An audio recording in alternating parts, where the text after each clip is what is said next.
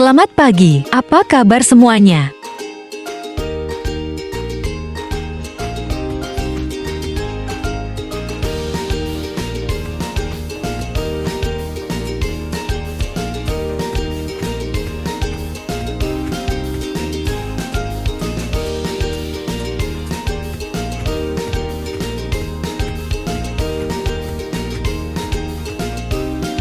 Sistem ekskresi adalah proses pengeluaran zat-zat sisa metabolisme yang tidak diperlukan oleh tubuh.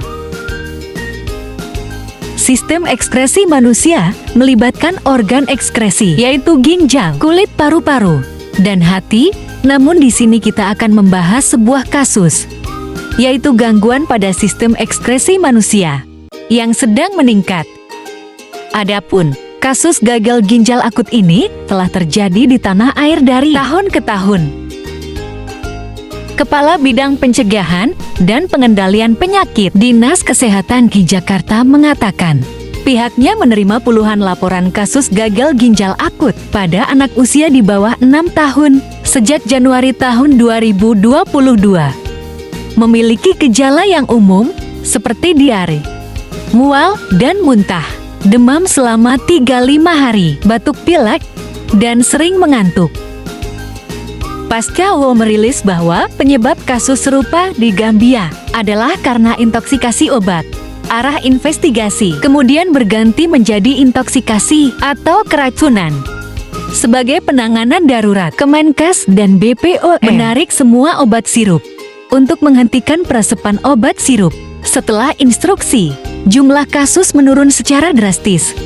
Pemeriksaan darah, urin, dan biopsi ginjal bahwa terdapat etilen glikol dan ditilen glikol. Kemudian, obat-obatan yang ada pada rumah anak yang menderita GIPA juga diperiksa. Ditemukan bahwa terdapat senyawa tersebut melebihi jumlah yang diizinkan. Setelah dilakukan pemeriksaan di 3 pabrik industri farmasi, ditemukan bahwa kandungan etilen glikol pada bahan baku obat jauh melebihi ambang batas 0,1. Bahkan ada yang mencapai 50. Intoksikasi etilen glikol dilakukan penggunaan fomepizole. Setelah pemberian antidotum, tingkat kematian kasus menurun.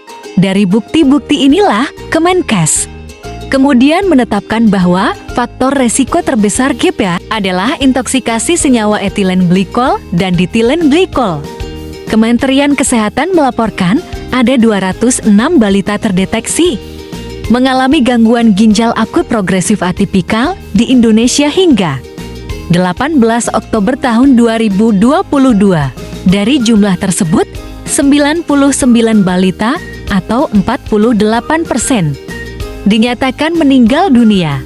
Kasus gagal ginjal misterius ini dilaporkan dari 20 provinsi di Indonesia, dan mayoritas kasus terjadi pada anak usia 1-5 tahun. Berikut adalah bahan sebaran kasus gagal ginjal akut progresif dari berbagai provinsi.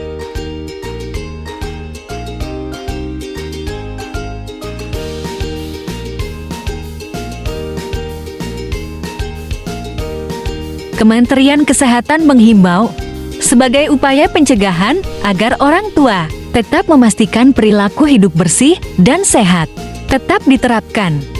Pastikan cuci tangan.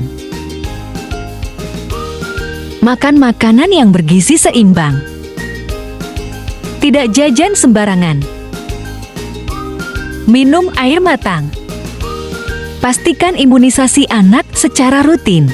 Dan harus selektif dalam memilih obat yang mengandung BPOM dan IMUI.